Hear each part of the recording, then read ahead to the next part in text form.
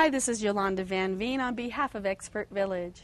In this series, we're learning all about fall blooming flower bulbs.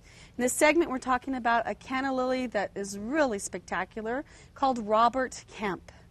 Now, Robert Kemp has been around for a long time, apparently since the turn of the century it was hybridized. Has big green leaves with large red flowers, adds a lot of splash to your garden. Hummingbirds love it too, likes full hot sun.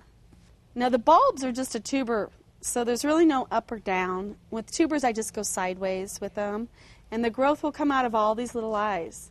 So there's just little eyes on them, and so I always put about 3 or 4 inches deep in full sun and sideways with lots of room to grow because they can get 5 or 6 feet tall.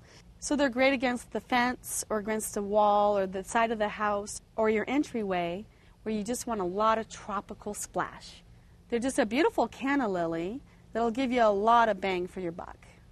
In the next segment, we'll talk about Canna Princess Diana.